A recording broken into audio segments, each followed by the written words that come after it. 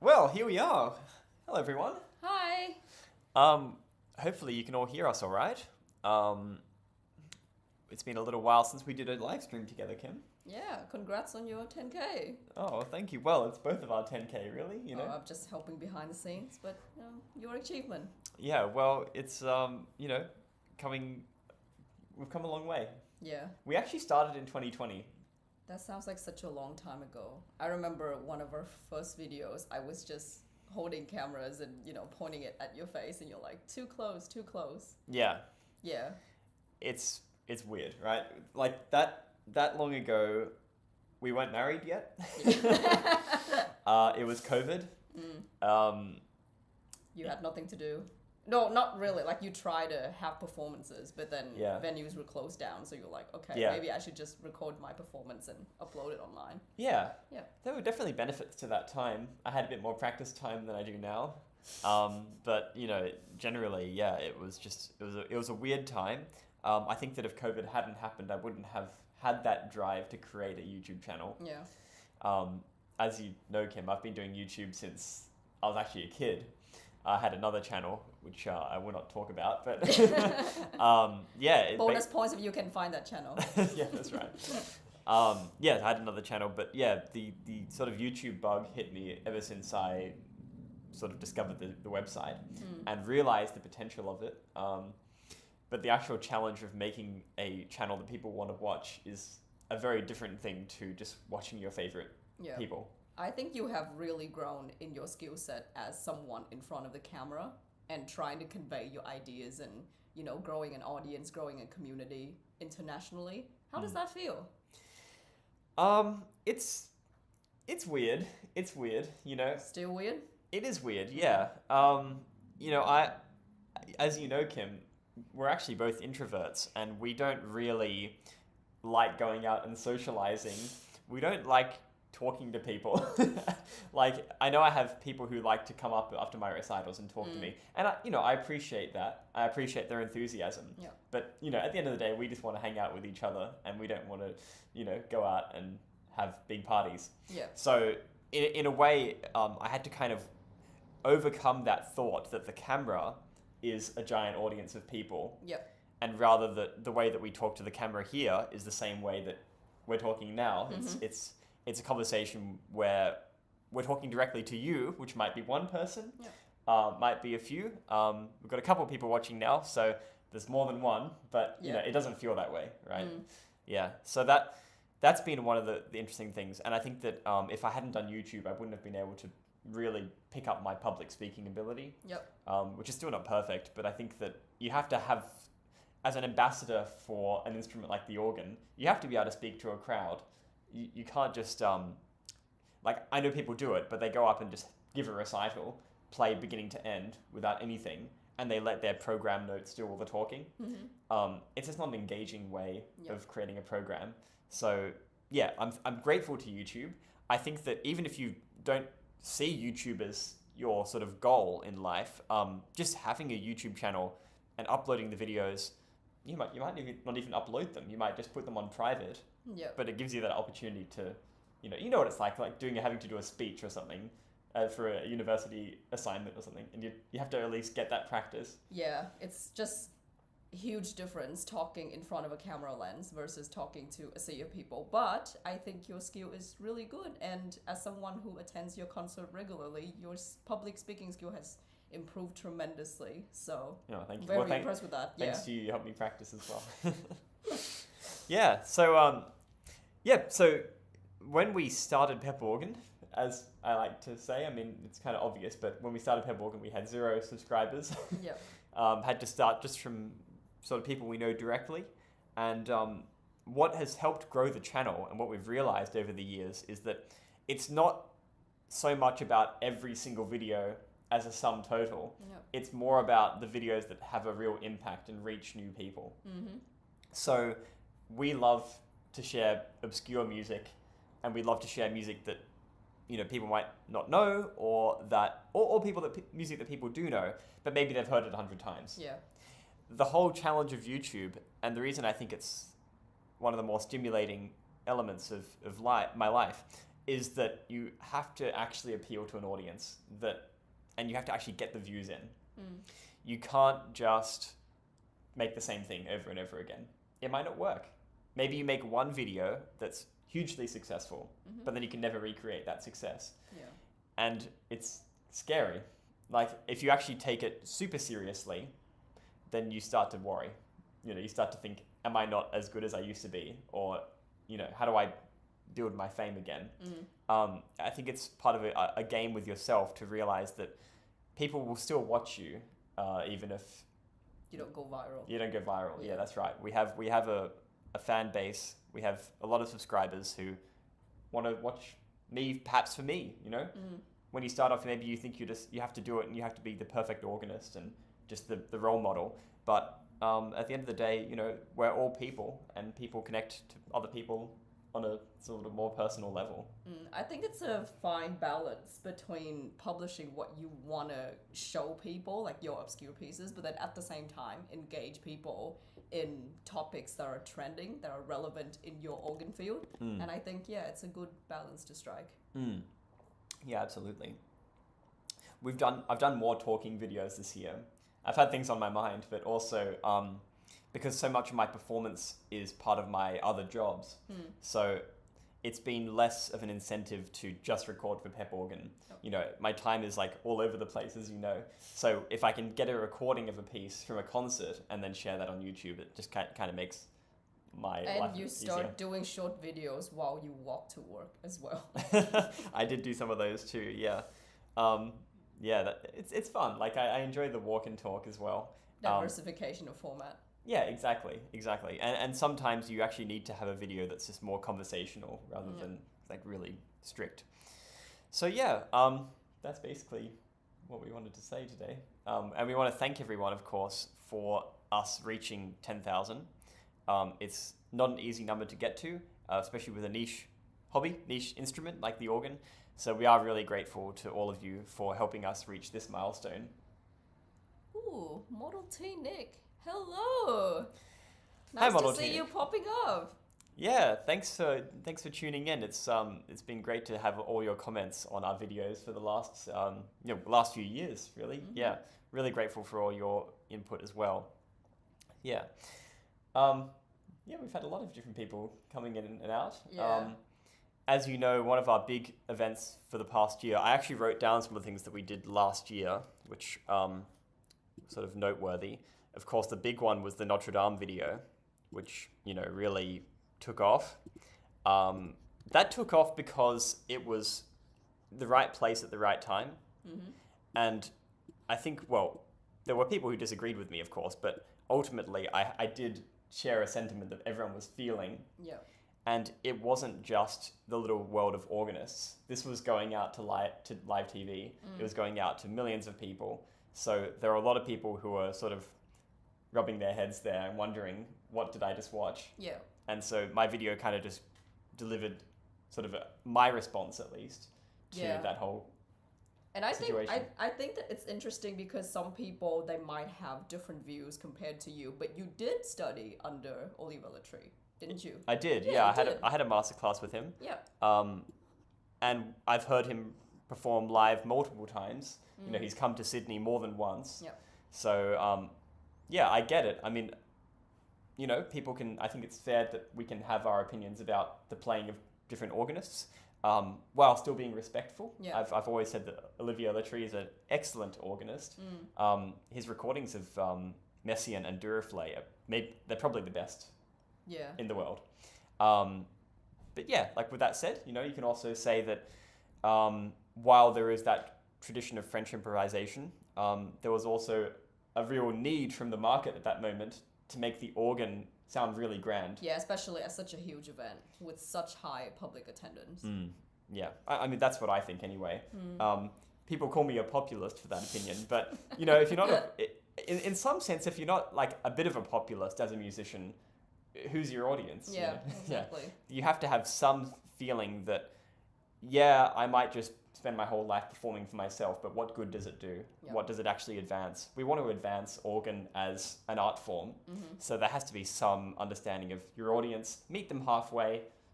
Maybe I was being a bit making a bit of a joke when I said you should play Joy to the World as your improvisation piece. But, you know, it's not like you should also play the most obscure thing ever. There's a middle ground there. Yeah. And I'm sure it could have been found.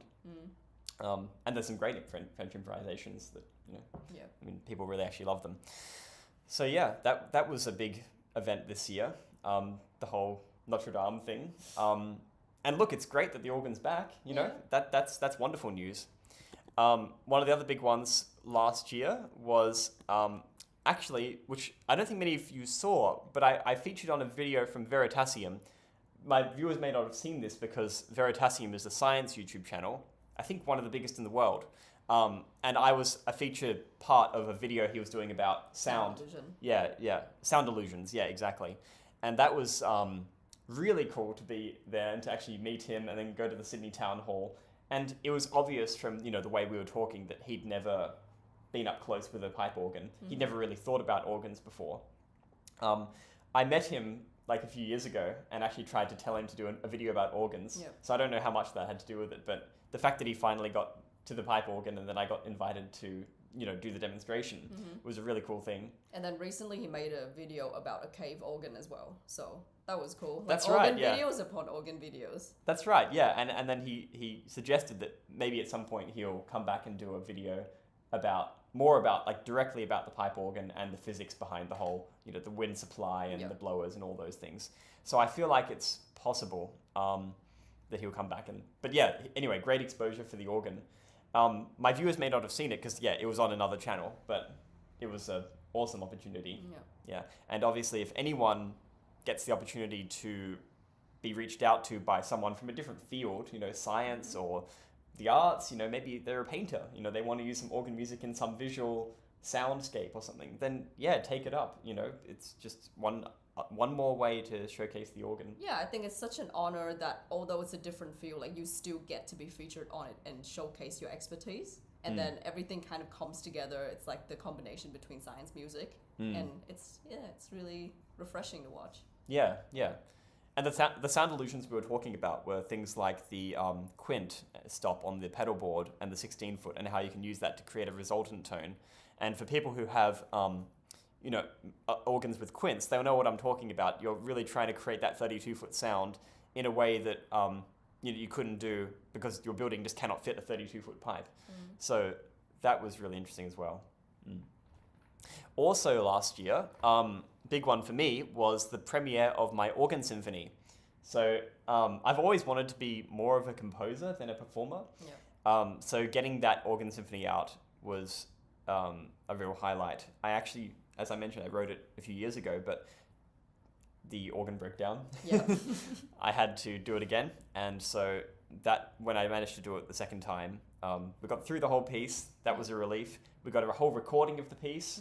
Also good, you know, cameras can sometimes break. So it was good that didn't happen either. I'm really glad that we planned ahead. Like one day before the performance, we actually filmed it in case the organ broke down again. But I was really glad to see that everything went smoothly. Yeah, I think there's a bit of a curse with recording for an actual live performance rather than doing it as just a studio recording. Just live things can, well, I mean, people can cough. They do cough. Babies can cry. That's actually guaranteed that people will cough in a performance. And at this stage, I am not an expert when it comes to microphones and all of those things. So I don't have great ways of sort of setting up those stand mics and sort of isolating the sound.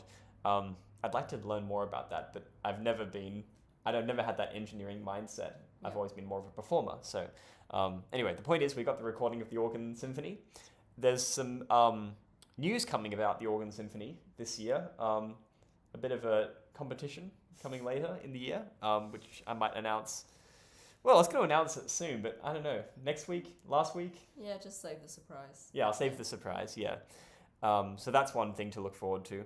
The Organ Symphony was a long-standing project of mine. Actually, when I was a kid and I found out that Beethoven and all these other composers wrote 9 symphonies, it immediately was like, okay, well, Titus, you have to write 9 symphonies.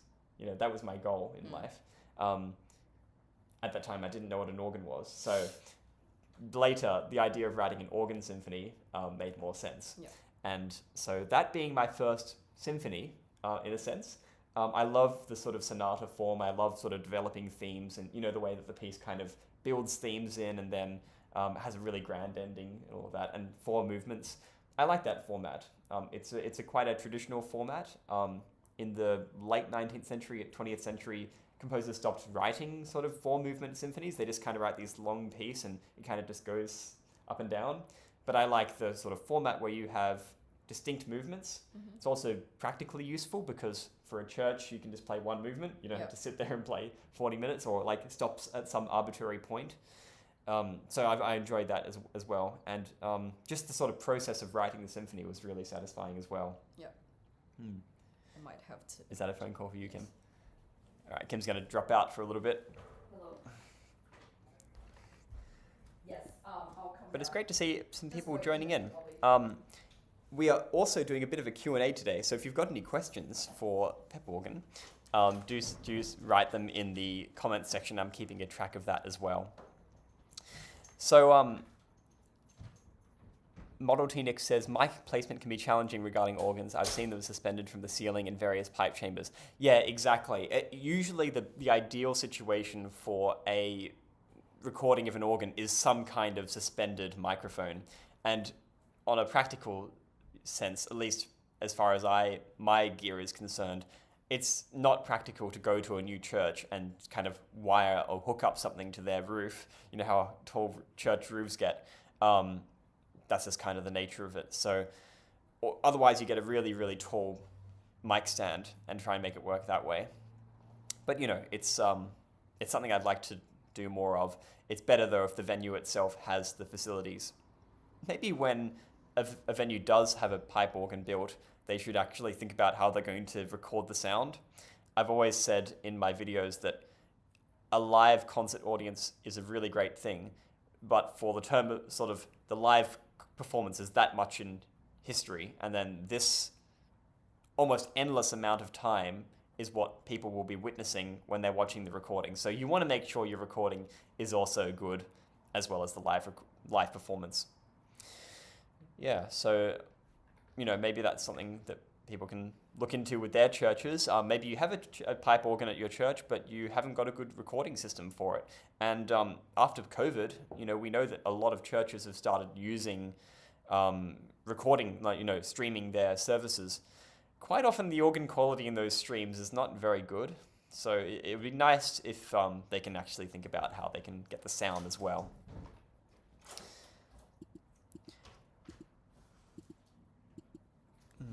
Of course, this year, as well as other years, we've been doing the Pep Organ composition competition.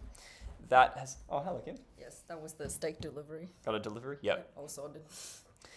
We did the Pep Organ composition competition. For those people who are new to the channel, you might not have heard of this, but in the first half of every year, we run a composition competition. We've been doing it for 3 years now. It's a tradition. Yep, so this will be the 4th year.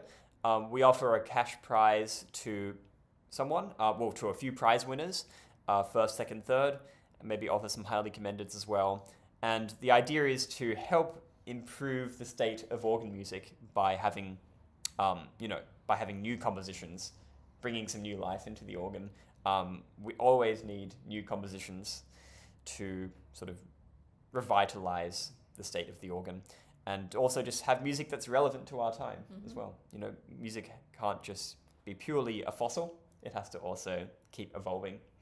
I think it's so great that apart from, you know, the winners winning their prizes and understanding their composition skills and all those things, like, you actually receive timeless pieces that you keep playing in different concerts, and then you pass it on to different settings, and then people start picking up those pieces as well.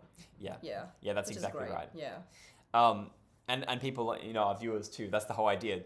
The Pep Organ competition was that, yeah, you would win some money if you wrote a good piece, but you would also have the opportunity to have it exposed on this channel and then exposed to our audience, many of whom are organists and just want to find a piece that's not too hard to play, but something they can bring to their church. Yeah, then many of whom just come up to you after the performance at your concert and say, hey, what is this piece? Like, tell me more about this guy, because I heard that it's modern, but it's so great. Yeah, absolutely. And I wish that those pieces could get even more exposure. So we just well, we keep doing what we can here at Pep Organ, and also when I have my organ students, I can also share the music with them, Yeah. and that kind of creates. I think by sharing music like that with your organ students, you create this different mindset that I'm not just here to teach you all the famous pieces of organ music. Mm-hmm. I'm also showing you that this is a living art form, that there's still more to be done. And just by, I think even for me, like just seeing that there was new organ music makes me want to write an organ piece. Yeah. So we've got to have that too. Yeah, so that was the Pep Organ Comp. So the next one will be this year. Probably announce it in a couple months. Yeah. We'll see how we go, but yeah, more prizes on the way.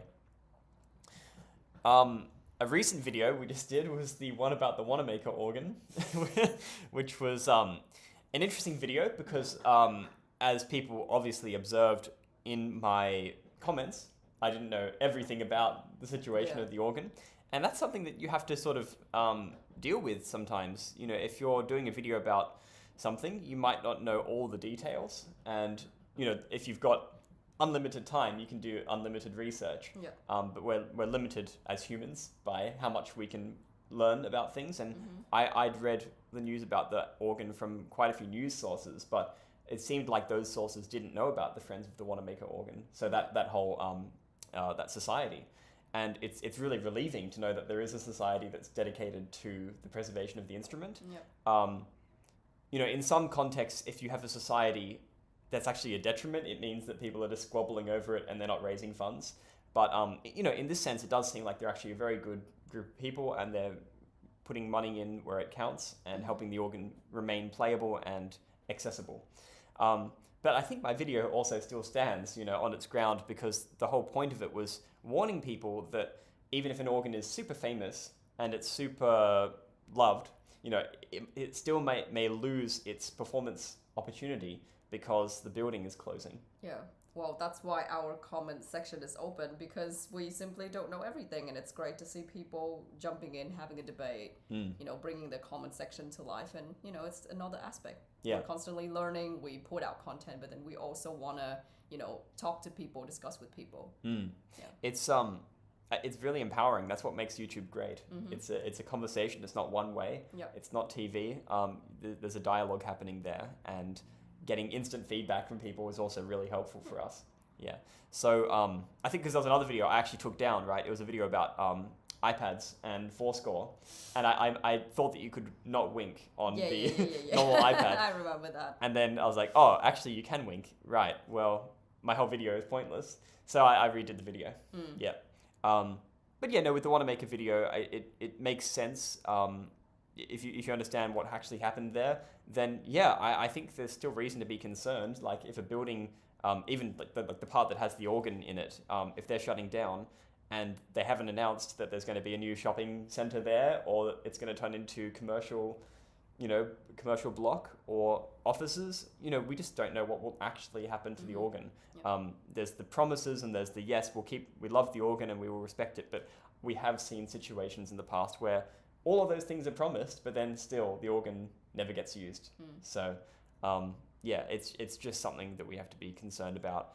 The organ can be in a precarious state when it's tied to an institution, or obviously it's always tied to a building, but if the building or the organ cannot be relocated, then yeah, that's the challenge there. So that was also interesting to make. Yeah. So I think Pep Organ doing a little bit of journalism too, sort of reporting on what's happening in the world with organs, is also really valuable. In the sense, people might not know what's going on, and there's no sort of direct news source for what is happening in the organ world. You've got journals and things, but sort of the instantaneous, news reporting that you would expect from mainstream media, you don't really get just like about the organ. So it's been interesting to also take that angle to the channel and share information that's happening. Yep. And I'll keep my eye out for, or my ear out for, things that are happening around the organ world. So yeah. We've got a comment here. We've unfortunately in the Netherlands a large number of churches closing with beautiful historic instruments. Aww. Well, yeah, that's exactly the same thing happening in Australia. This is the whole problem, right? There are churches that are absolutely beautiful and they have these marvelous historic organs, but no one's going to the church. And, I don't want to make the comparison that the church is the same as a commercial shopping center, but in the same sense, like if you don't have people attending, you don't have patronage, then the organ itself is at risk. And obviously you can have the nicest organ in the nicest building, but that's still not enough appeal to get people actually sitting in the church and attending. So it's a tragedy. What I hope would be that those kind of venues get transformed in some way so that they keep being used for performances. I mentioned in my video that if you have some kind of heritage or heritage listing and a mandate with that the organ has to be played as well as preserved, then you really help guarantee its longevity. If you don't have that guarantee, then basically you've just got a sitting row of pipes that look pretty in someone's house and they don't really care about it. I can't force people to care about an organ, but I would hope that if they buy a church with an organ in it, they're going to actually do something with it. Didn't you see a church on sale on Domain or something like that? Does that come with an organ? Oh, I think, well, some of them did. Yeah, I think they did. They did come with an organ. Yeah. Yeah, on the real estate websites, you see churches for sale. Like 10 grand or something? 20 grand? 100 grand. No, you said that there was one that was really cheap. Oh, yeah, like those regional. Yeah, there was that one small church. Yeah. Australia's a giant country, so there are churches that were built, a century ago in these very regional areas. Now they're for sale very cheap, anyone could buy it, but what are you going to do with it, Turn it to a new apartment. You can't do many things, and churches are difficult because, as you know, the ceiling's so high. People try and come up with these creative ways to turn their churches into a home by like building sort of bunk beds and kind of stacking floors and things. I've seen it done. Sometimes it works, but again, the question there is, does the organ get used? Yeah. There are some private homes where the organ actually does still get used, and that's really lovely. But there are other occasions where it's just you never hear about it again. Yeah. Like people from our organ societies will ask, "Whatever happened to that organ at that church that closed?" And there's no answers. And maybe they try and call the owner and they just don't get a reply. So yeah, that can be sad. I've seen it with my own eyes. I saw it. That was that church in Chatswood, actually. Little church, little chapel. But they don't want to do anything with the organ, so it'll either be scrapped one day or it'll just stay there and rotting away. Yeah, rotting away. Yeah. It's already basically unplayable. It's already unplayable. It's already on its way out. I don't know how much an organ has to decay until it becomes sort of completely doomed, but yeah, there are some things that would make an organ unrecoverable. Jim in the comments says, I wish I could visit a church and listen to a pipe organ here in the Philippines. I don't believe there is one here. I don't know if there is an organ in the Philippines. I thought that there's that bamboo organ festival. Oh, yeah. Yeah, I can't remember if that was the Philippines or another nearby country, but I know that there's something like that. As for pipe organs themselves, there's not likely to be some in more tropical countries. They're just not designed for that purpose, or at least the organ builders don't feel like they have the expertise to use the right wood and the right sort of materials to build one.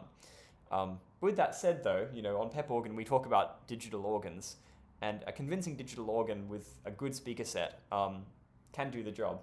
And I'm sure that in absence of a real pipe organ, there are still people and churches in the Philippines that, have electric organs. Yeah. It might not be a big part of the culture because they've never had a pipe organ, but perhaps as we continue advocating for digital organs as well as pipe organs, they'll get some, and they'll have people who can play the instruments as well.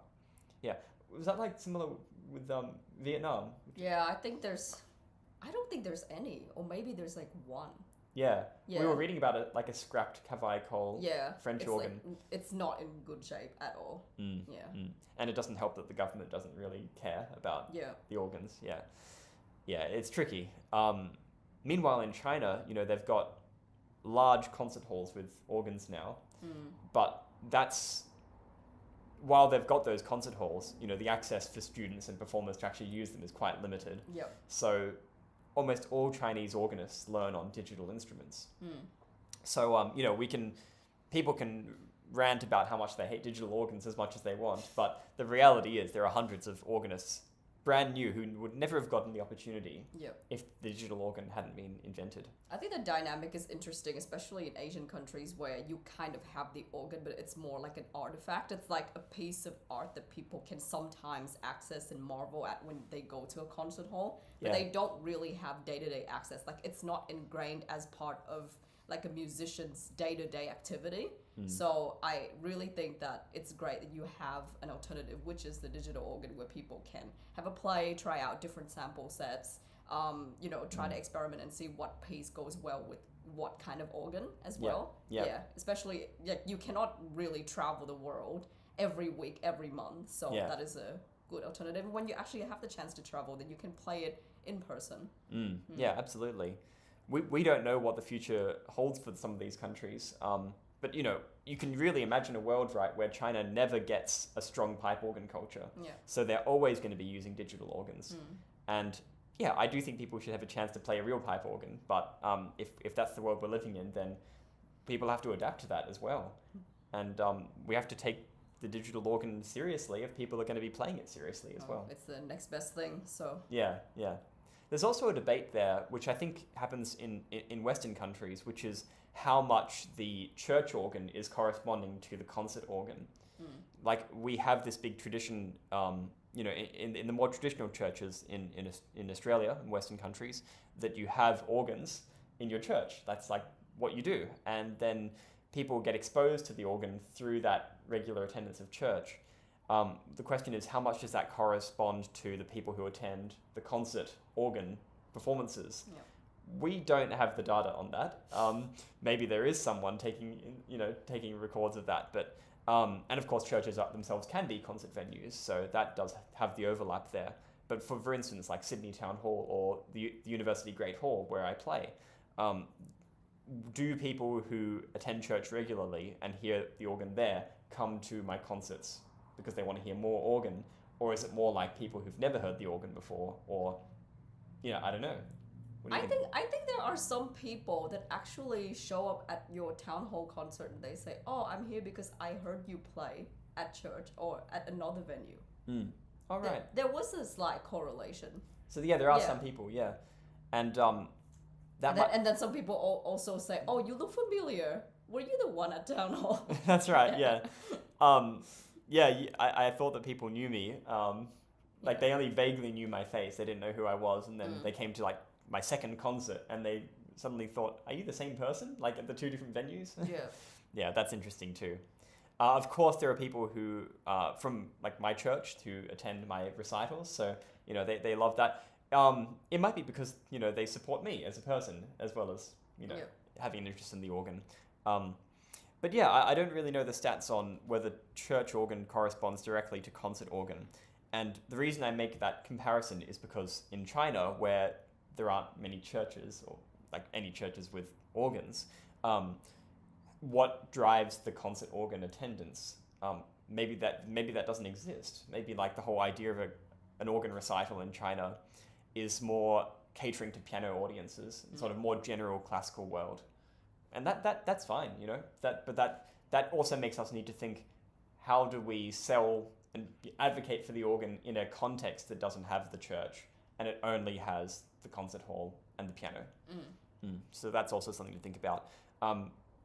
For instance, for me, I think that playing piano music on the organ is a great selling card. Yep. And Chinese pianists, of which there are thousands, will find that inspiring. But yeah, maybe we have to do more research there. We don't have those social media platforms that from other countries, so we can't really engage in the conversation, but maybe there's something there. Another comment, you have to work with what is available. A church service is not about the organ, although nothing is as nice as a mechanic historical pipe organ. Yeah, I think that's a fair comment. Like, if you're playing for a church, you have to play for what instrument you have there. You can't keep just complaining about your organ. Yeah. One day you have to sit down and just accept what you have and live with that, That's kind of the challenge. And that's part of what I think makes a lot of organists bitter, is that they're like, they have a dream organ and at this dream church, but then that church doesn't have the right music. And then the great music is at this other church that has a terrible organ. Yeah. And they just keep asking if the two churches can swap, you know. I think it's transferable to every single industry. Like you have your dream job and you have, you know, your dream career path and all of those things. But sometimes like not all components will work together to create this dream-like state for you to, you know, pursue. So it's basically making the most out of every situation, every job, every church that you're at. Yeah, exactly. Yeah.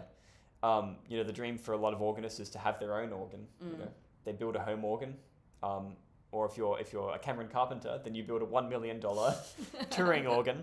But unfortunately, we're not all that lucky. So, you have to live with the organ that you have in your venue, and that can be a frustration. But I also find it to be a satisfying challenge. I enjoy hearing different organs. I enjoy having to battle with their difficulties. Actually. In the past, it really worried me when I had to play for a new organ and I had to work out how the pistons worked there, or which stops were not going to work. Even the question about which stops are in tune on the day, you know.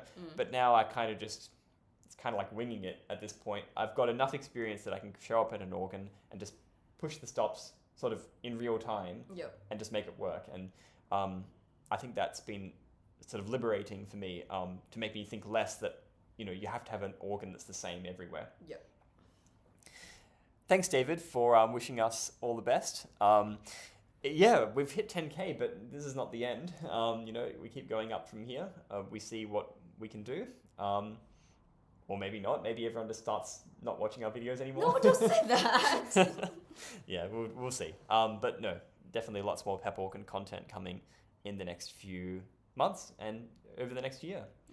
You know, we probably won't hit 20K this year, but you know, you never know. You never know. So we can see what happens. Spread the words. Yeah, Spread exactly. the words. Exactly. Yeah. So I wanted to just have a quick talk about that digital organ idea. I've talked about my vision for the organ before. There was a video I did at the start of last year about how I dream of the organ becoming something new, and that still holds. And you know, another year's gone by and we're not seeing organs transform in the way that I'd like them to. But I just wanted to bring up the touring organ of Cameron Carpenter, because people bash on his playing. They bash on his sort of taste in organs, his promotion of the digital organ. But you can do all of those things and still at the same time admit that he's an innovator, that he's done something new that people haven't done. And that touring organ, both as a concept and as sort of a prototype for something new, is really interesting. He built an organ where it comes with all the speaker components. They have to be mounted in any venue that he plays at. It's a bit of a difficult operation. He needs some people to help him do that. So not something that everyone can do. But the point there being that he understands that the speakers in a digital organ are really important to be of high quality. And when you build a digital instrument, I would say you invest almost all your resources into having a good speaker system, a good layout. Additionally to that, Cameron Carpenter doesn't really understand the organ as a pipe organ or as an electric organ or as a theater organ. Yeah. Like, for him, he's going to take the sounds that he wants and create the instrument. Yeah, there's no boundary. Yeah, he always calls it an organ, and I think that's the right word. Like, it basically, organ kind of just translates to a machine, you know, a sound machine. And once you think about it like that, then it's much more inviting, I think, to a new player, that you've got percussion stops. You can hit a cymbal or a crash drum, you know, crash cymbal or a snare drum or something. And you can also have a whole set of classical sounds, very Italian sounding, like 8/4 foot, all those, and create the perfect little gloopy piece, you know. You can also play Bach. You've got also your stops for all these orchestral sounds, beautiful colors that can bring out all the lush sounds of the organ. You have to build that organ, though, with the sort of integrity that it is a complete instrument and that you can use the complete instrument as a unified whole. This idea that you can build like a Hauptwerk sample set and then take 5 different sample sets and merge them together, not realizing that they're from different centuries, that they're from different buildings, different acoustics, all those things, even intended for different tuning systems, it's not going to work in the same way that a sort of unified concept would work. That's why I admire his touring organ.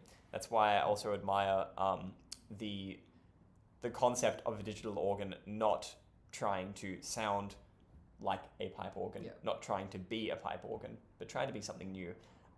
As I've said about, we were just saying about China and other countries, it's unlikely they're going to have pipe organs, right? So while it's nice to give them a concept of what a pipe organ is and have venues that have them, they can also do something new. Yeah, that's why whenever I listen to, a traditional church organ or a digital one or even a state theater one, like I always view them as different instruments. Like they have different characteristics, they have different usage. So it's just kind of, sometimes it saddens me. I know that it's people's opinion, but then some people would really trash on state theater organ. It's like, oh yeah, it's like, it's really childish, the sounds are childish. But I say, hey, it's nice, like it has different effects. Some even has horse sounds and all of those crazy stuff. That's right. Like that one you played in Merrickville. Yeah. Yeah, it's just so nice. Like, why can't you just be inclusive and embrace the different types of organs? Absolutely. Yeah. And to be pragmatic, you never know where you're going to end up as an organist. There might be a day that someone asks you to play Taylor Swift. Yeah. What are you going to do? Just say no? I'm not going to do that? I mean, you can if you want, but that doesn't really advance the organ, does it? It doesn't give a new audience a chance to hear the organ. Yeah. Like I'm playing in a couple of weeks for a function, and they've asked for this song written by one of their co-workers. I think it's a finance company. Wow. But one of the workers there actually wrote a song, and they want me to play it on the organ. Well, I mean, you played Bon Jovi on the town hall organ for a tattoo convention. Yeah. So I wouldn't be surprised if you play something like that. Yeah. Exactly. So, not limiting yourself by instrument or by genre is important. Yeah. It's really important. I've always actually said on the channel that I want to play a jazz organ. I've just not had a good chance to do it, like a Hammond organ. There's just not many these days. Like, it seems like it's quite hard to find a playable jazz organ, a classic Hammond B3 or something. Always wanted to, love the sound of it, love the tone wheels, but yeah, maybe at some point I'll get that opportunity. But I definitely wouldn't say no if I was asked to do a gig and suddenly I had to play one. That's just how it is. Sometimes you have to play for a wedding or a funeral, and it's just, they call it an organ. It's not even an organ. It's just an electric keyboard. Yeah. You still have to do the gig. If you want to be respected, you don't want to just show up at a gig and then say, I'm not playing. Like, silly. So yeah, that's part of the whole thing. Well, Kim, I think we might go and enjoy our day now. Yeah. We hit 10K subscribers. Thanks for all the well wishes on that. We have more to do. It's not over. There's a lot more to do, and we're just really glad that our vision of the organ has been shared by so many people. Remember that we here at Pep Organ want to promote accessible music, music that speaks to the heart. And I say that so many times because it's actually easy to forget. It's easy to think that the organ is just this grand instrument that's meant to play really complicated music. It's not about that. It's actually about engaging your audience. And like every instrument, to bring in new people, you have to do something that really speaks to them. I think before you started your job at Town Hall, a lot of people say, oh yeah, the organ is for the older generation, it's for those who attend churches. But ever since you started your job at the Town Hall and you actually, convince your manager and play more accessible music, like pieces that appeal to younger people without, sacrificing the art of performing on the organ, like I can see young people start flooding into the venue. And it's just so inspirational to say that it's not dead, it's not something of the past, but it's something that can, continue into many centuries ahead. Yeah. And like, honestly. Yeah, absolutely. Yeah, it's not dead. People who think it's dead are probably just playing the wrong music. Yeah. We love Bach, but if you're gonna just only play Bach, you have to play it in a stylish way. You have to play it in a way that engages people. You can't just think that the best organ music and a great organ equals an audience. It's more complicated than that. And go back and watch some of the older videos I've made, and you can see my journey, see how I got to where I am today. at the start of Pep Organ, I wasn't the town hall organist at Sydney. I wasn't the university organist. Yep. So those things came later, partly thanks to some of the stuff, Exposure, yeah. some of the stuff we've done here, yeah. But also thanks to just this mindset generally. Also, one cool thing, little side note for organists in the audience: if you play music from the heart, and if you play with passion and inspiration, you're not going to feel nervous. You're just going to enjoy it. You actually feel nervous when you're trying to impress people. It's not about that. It's about sharing what you love and doing it in a way that you really want to communicate. You don't want to just, it's not just me and then the audience. It's, we're talking here. We're talking. Yeah. This is music. And that's why in my performances, I also always use a microphone and talk Yep. between the pieces as well, because that's reinforcing that we're here, Together. together, to enjoy the music. Yeah. Well, in that same way, we're also here to all enjoy the music with Pep Organ online, enjoying the organ community. So I hope you all enjoyed today's live stream. Thanks for joining in, and thanks for your support. Yeah, thanks for your support, everyone. So this is Pep Organ. I'm Titus. This is Kim. If you're new, then you might not know our names. So look, stick around, and there'll be more to come. Thanks, everyone, for all the great comments, and I'll see you